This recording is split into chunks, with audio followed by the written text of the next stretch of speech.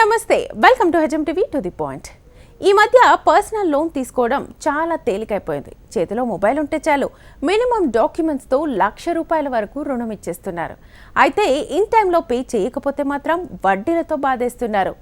కొందరు అత్యవసర నిమిత్తం లోన్ తీసుకుని దాన్ని చెల్లించడంలో నిర్లక్ష్యం చేస్తూ అధిక వడ్డీలు కడుతున్నారు.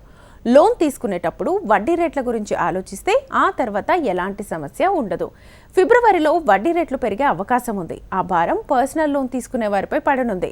ఇంతకీ ఎంత పెరుగుతుందో ఈ వీడియోలో తెలుసుకుందాం.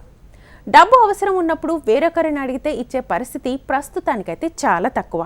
అందుకే బ్యాంకులు, కొన్ని ప్రైవేట్ ఫైనాన్స్ సంస్థలు పర్సనల్ లోన్ను అందిస్తున్నాయి.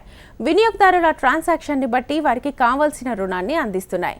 పర్సనల్ లోన్ తీసుకునేటప్పుడు ప్రధానంగా వడ్డీ రేట్ల గురించి ఆలోచించాల్సి ఉంటుంది. వడ్డీ రేట్లను బట్టి ఈఎంఐ ఎంత చెల్లించాలి అనేది డిసైడ్ అవుతుంది.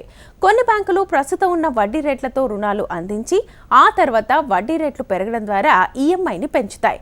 మరికొన్ని అలా చేయవు. అయితే దానికోసం ముందుగానే ఆప్షన్స్ను ఎంచుకోవాల్సి ఉంటుంది. చాలా మంది డబ్బులు అవసరం ఉండి పర్సనల్ లోన్ తీసుకోవాలని అనుకుంటారు. అయితే సమయం వచ్చినప్పుడు తీసుకుందాం అని నిర్ణయించుకుంటారు. కానీ వడ్డీ రేట్లు పెరిగే అవకాశం ఉన్నప్పుడు ముందే తీసుకోవడం మంచిది కదా. 2024 ఫిబ్రవరిలో వడ్డీ రేట్లు పెరగనున్నాయి. దీంతో లోన్ తీసుకునే వారిపై భారం పడనుంది. Reserve Bank of India credit రిస్క్ను 100 నుంచి 125% పెంచింది. దీంతో నాన్ బ్యాంకింగ్ ఫైనాన్షియల్ కంపెనీలపై ఈ భారం వినియోగదారులపై పడనుంది. రిజర్వ్ బ్యాంక్ ఆఫ్ ఇండియా నిబంధనల ప్రకారం ఎన్ఎఫ్బిసిలు ఫిబ్రవరి 29 నుంచి వడ్డీ రేట్లను పెంచనున్నాయి. రుణాలు ఇచ్చే ఫైనాన్స్ కంపెనీలు రుణం ఆధారంగా మూలధనంలో కొంత భాగాన్ని రిస్క్ భరించవలసి ఉంటుంది. అయితే ఇది వారు లోన్ తీసుకునే వారిపై మోపే అవకాశం ఉంటుంది.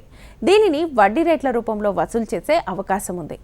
ఇది గనక అమలైతే ప్రస్తుతం ఉన్న 9% వడ్డీ రేటు 11% పెరుగుతుంది. అలాగే వాణిజ్య బ్యాంకులు సైతం క్రెడిట్ కార్డులు జారీ చేసే సమయంలో వడ్డీ రేట్లను పెంచే అవకాశం కూడా కనిపిస్తుంది.